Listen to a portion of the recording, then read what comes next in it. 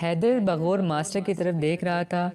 अरब में रिवाज था कि जब बच्चा पैदा होता था तो उसे दाई के हवाले करके शहर से दूर देहात वगैरह में भेज दिया जाता था, जहां वो अपने बचपन के इब्तदाई साल गुजार कर वापस आता था। ऐसा इसलिए किया जाता था कि एक तो बच्चा सेहत अफजा मुकाम पर रहे, और दूसरा इसलिए ताकि बच्चा बचपन से ही सख्तियों और मुश्किलात का आदी हो जाए, और तीसरा इसलिए ताकि वो खालिस लबो लहजा सीख सकें।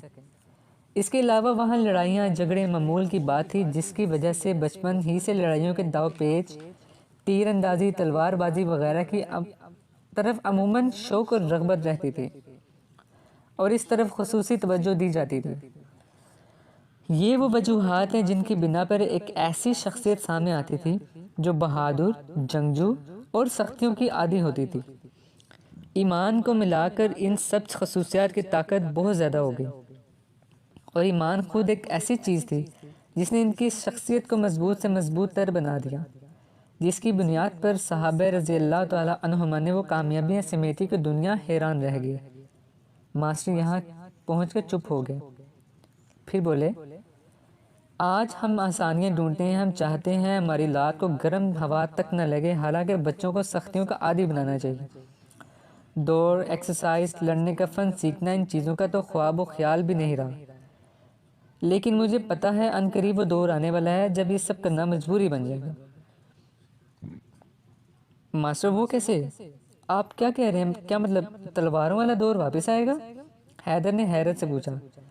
ये तो मुझे नहीं पता, लेकिन ये कंफर्म है, एक नया दौर आने वाला है जिसमें बहुत कुछ बदल जाएगा। मास्टर ने बड़े वसूख से कहा। मास्टर, इस बारे में कुछ बताएं, हैदर ने तजस्सुस से पूछा। सेठ अलीम बेचैनी से कमरे में टहल रहे थे, जबकि कासिम सर झुकाए कुर्सी पर बैठा था।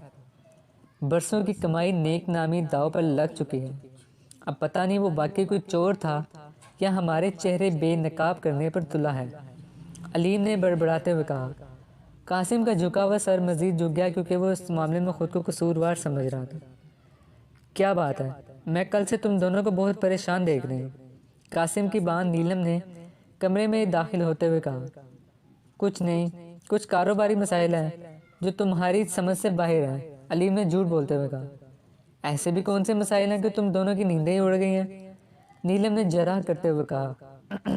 कहा ना कुछ नहीं, हम हैंडल कर लेंगे, अलीम ने जिद होते हुए कहा। इसी दौरान इंटरकॉम बजा और गार्ड ने इनके सिक्योरिटी चीफ नुमान के आने की तला दी। कासिम और अलीम तेजी से नुमान के कंट्रोल रूम की तरफ लपके। कमरे में दाखिल हुए तो सामने नुमान कुर्सी पर बैठा पानी की बोतल से मुंह लगाए पानी पीने में मसरूफ था। उसकी हालत अबतर थी, आंखें सुर्ख जैसे सारी रात सोया ना हो। क्या बना, कुछ पता चला? अलीम ने बेताबी से पूछा। नुमान ने नफ़ी में सर हिलाते हुए कहा। मैंने मौका वारदात का जायज़ा लिया, तहकीक की है, मगर वहाँ कोई सीसीटीवी कैमरा नहीं आसपास। इससे कुछ आगे 2 कैमरों में स्याहपोश जाता नजर आया है बस। बाइक का मॉडल, कोई पहचान, बाइक का नंबर कुछ तो मिला होगा, अलीम ने दांत भींचते हुए कहा। मैं इन सारे पॉइंट्स पर पहले ही काम कर चुका हूँ, लेकिन कोई क्ल्यू नहीं मिला। वो बहुत होशियार था। बाइक को इंतहाई कॉमन मॉडल इस्तेमाल किया गया है, और नंबर पर कीचड़ और मिट्टी वगैरह लगी हुई थी, जिससे नंबर नहीं पढ़ा जा सकता। ऐसा मालूम होता है जैसे जानबूझकर लगाई गई हो। वैसे तो बाइक साफ थी, नुमान ने जवाब देते हुए कहा।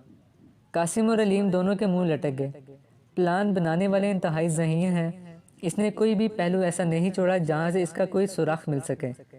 नुमान ने ठंडी सांस भरकर कहा। मैं इस खोखे पर भी गया जिसके मोबाइल से अमार को कॉल की गई थी। वहाँ से भी कुछ पता ना चल सका कि कॉल किसने की थी। अलबत्ता इसके सामने वाली दुकान के बाहर कैमरा लगा था, जिसकी सीसीटीवी फुटेज में ले आया हूँ। नुमान ने एक यूएसबी जेब से निकालते हुए कहा और अपने लैपटॉप से लगाकर उसमें एक वीडियो प्ले कर दी। खोखे वाले पास वाकई रश रहता था। नुमान ने वीडियो फॉरवर्ड करके घंटे की वीडियो लगाई जिस दौरान अमार को कॉल की गई थी। जो भी शख्स कॉल के लिए आ रहा था, नुमान इसके लिए तस्वीर सेव करता जा रहा था। उसका प्लान ये था कि अब इन बंदों को एक एक करके देखेगा और तहकीक करेगा, शायद इनमें कोई इनका मतलूबा बंदा निकल आ जाए। वीडियो चेक हो रही थी। कासिम और अलीम की नज़रें भी स्क्रीन पर थीं। एक अबाया पहने नकाबपोश औरत खोखे पर आई। खोखे वाले ने इसकी बात सुनकर मोबाइल उसे पकड़ा दिया। लड़की काफ़ी देर मोबाइल पर न जाने क्या करती रही। फिर जाकर इसने कॉल करके फ़ोन कान से लगाया था। कॉल करके इसने फ़ोन वापस किया, पैसे अदा किए। जैसे ही वापस जाने के लिए मुड़ी तब कैमरे की तरफ इसका चेहरा हुआ तो नुमान ने तस्वीर सेव करने के लिए वीडियो स्टॉप की तो कासिम बेख्तियार अपनी जगह से उछला। एक मिनट, एक मिनट, वो चिल्लाया और स्क्रीन के करीब आकर इसका जायज़ा लेने लगा। फिर थोड़ा जूम किया और अचानक चला उठा। ये तो खोला है, मेरी क्लास फेलो। क्या? नुमान और अलीम दोनों के मुंह से निकला। हाँ, ये वही लड़की है, खोला, मेरी क्लास में पढ़ती है। कासिम ने जोश भरे लहजे में कहा। यहाँ तो यही चोर है या इसका चोर के साथ कोई लिंक है? नुमान ने वीडियो पर रुका वक्त देखकर कहा, क्योंकि यही तकरीबन वो वक्त है जब अमार को कॉल की गई थी। नुमान ने पुरवसोक लहजे में कहा। आज संडे था इसलिए खोला घर पर थी। नाश्ते के बाद उम्मे हानी दौड़ती हुई खोला के पास आई और कहने लगी, आप ही कोई ऐसा काम बताओ जो मैं भाई को कहूँ और वो ना कर सके, लेकिन मैं वो काम कर लूँ। भाई मुझसे बहुत अजीब अजीब सवाल पूछता है।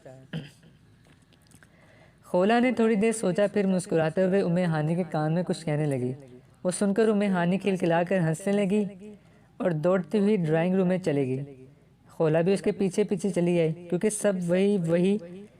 सभी वहाँ बैठे हुए थे। बाबा जानी तो रात ही को कहीं चले गए थे। उम्मे हानी कापी और बाल पेन लेकर बैठ गई और थोड़ी देर बाद अपने से 2 साल बड़े भाई उबैद से कहने लगी, एक काम है जो तुम नहीं कर सकते, मैं कर सकती हूँ। उबैद हंसने लगा और कहने लगा, ऐसा कोई काम नहीं है जो मैं ना कर सकूँ और तुम कर लो।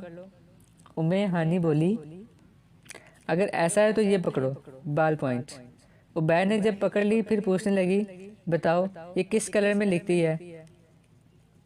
अतीत ने लिखकर देखा तो ब्लू में थी, तो उबैद ने कहा, ये ब्लू है। उम्मे हानी ने कहा, अब इसे रेड लिखकर दिखाओ। बाल पॉइंट ब्लू है तो इसे रेड कैसे लिखा जा सकता है? उबैद थोड़ा हैरान हुआ। आप ही खोला और ज़रा मुस्कुराते हुए इन दोनों को देख रहे थे। कुछ जादू कर लो, कुछ भी कर लो, लेकिन रेड लिखकर दिखाओ।